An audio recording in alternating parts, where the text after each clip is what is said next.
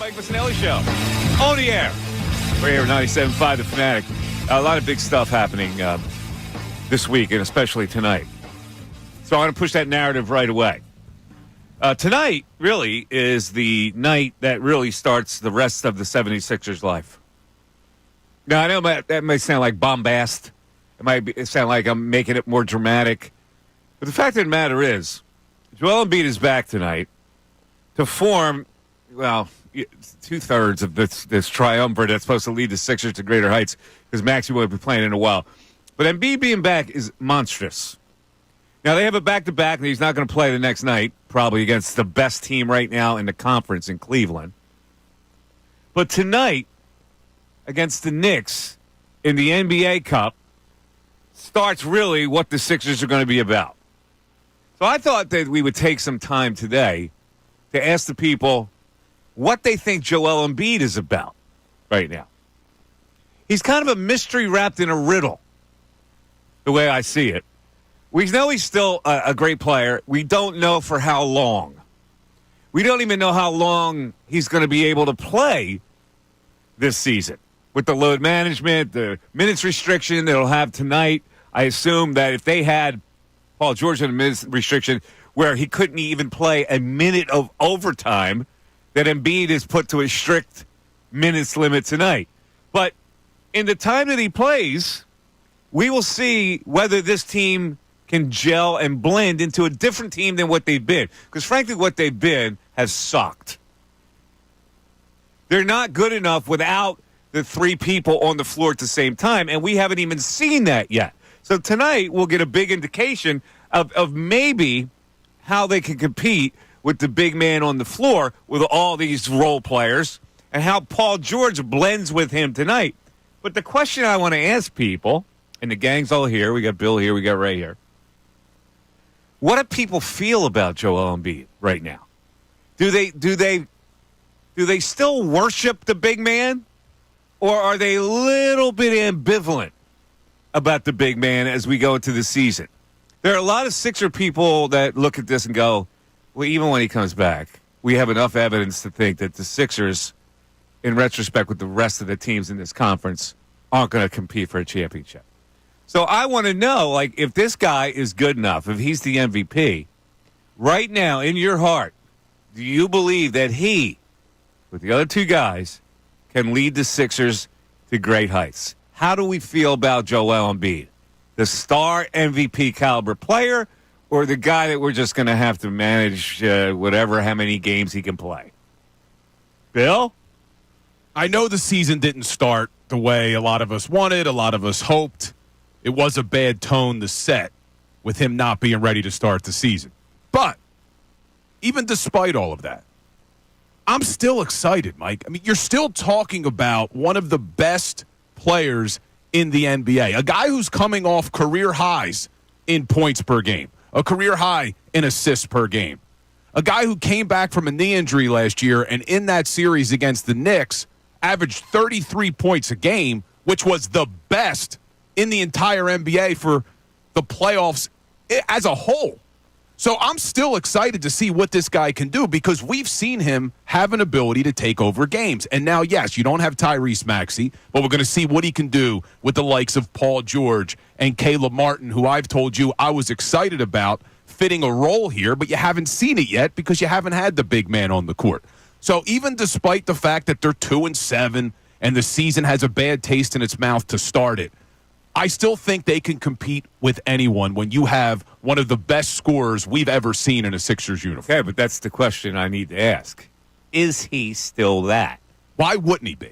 Well, because now the emphasis is more on saving him than having him play to lead the Sixers to that situation. And I know you think that you could just unwrap a guy for the playoffs and everything will be fine, but can he play enough games to make this Sixer team viable enough to go into the playoffs with a decent seed? Do we still think he can be this dominant force in the NBA in light of the fact that they have to spend so much time resting him? I think he can. I mean, first of all, the Sixers were certainly aided by the fact that outside of Cleveland and Boston, nobody in the Eastern Conference has had a great start to this season. The third-place team right now is 5-5. So the fact that the Sixers are 2-7, yeah, I would have loved to have seen them come out and be 7-2 as opposed to 2-7. But they're not that far behind the 8 ball. And Joel Embiid said before the season, if I had a guess, I wouldn't play any more back-to-backs. We still don't know if that's going to be the case. We're assuming. Now, I don't expect him to play I think tomorrow. what he said, he's not playing back-to-backs. And if I had to guess, he wouldn't play back-to-backs for the rest of his career. So you think it's a foregone conclusion? I don't think there's any question. No back-to-backs this There's year. not going to be any back-to-backs, and you're going to see it this week. So we're talking probably, what do we say, 15 games? I still think they'll be in the top 6. All we need to see is them in the top 6. I don't want them in the play. Here's my point. This is the point I want to emphasize to the people. Because I don't know how the people feel about him. Like, if you had a grade right now, the confidence level in Joel Embiid, what would it be from 1 to 10? Would it be a 9, a 10, or would it be a 7? Because here's the thing. Who's the best player in the league right now? Well, who would you say? It's Jokic. You think it's Jokic still? I mean, it's going away. I mean, he's throwing up triple-doubles like maniac again, right? I'm talking 28, 16, 15 triple-doubles, right? What the Denver Nuggets don't have to worry about the health concerns of Jokic. They know they can rely on the best player in the league every night to lead them. They don't have to worry about load management. They don't have to worry about overstressing him. That guy plays, and it's a worry that like really takes a load off a coach's mind. When you are polluted with the notion that, oh, my God, I can't play him too much. Well, I got to preserve him because we got to get to the playoffs. I don't know if that works. I really don't. This is what I want to ask the people. The craziest part about Jokic, though, the guy looks like he's never lifted a weight or exercised in his life. And yet he's not only the best player in the NBA, he's durable. But look, he's in the West. I mean, you look around the East. Why would you not have faith that Joel could still be dominant? The last time we saw him, he was dominant. I have faith he can be dominant. That's not what I'm asking. I'm asking what the confidence level in him now is to lead the Sixers to a championship in light of the fact that you got to worry so much about not playing him. That's my point. And so where do people line up about this? Where's the confidence? 3 years ago, when he was MVP, the confidence level was 10. Is the confidence level still with Joel Embiid at a 10?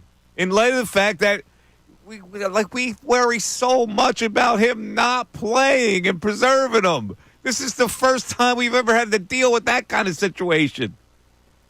I don't love it. I don't love the preserving him. See, it's when you ask what's your confidence level. What is it? What number? What number would you give it? 1 to 10? But here's where I'm saying it's kind of a loaded question because is he healthy? Are we saying 1 to 10, not knowing if he's going to be healthy for the playoffs, Let's just all of that? Presume he's healthy. Presuming that he's going to be healthy also includes the narrative that they have saved him by not playing him 30 games. So my confidence level in Joel is a 10. Joel Embiid as a basketball player, how could you not have a 10 out of 10 for him? Other factors in it. Put the other factors in it. Because it's not just about Joel Embiid's talent. It's about how his durability. How long can he play? Is the same confidence, I'm asking people, is the same confidence in him that was there like 3 years ago, right now? Let's go to Ray. Ray's got a younger perspective on this. Ray, what's your confidence number? I'm right there with Bill.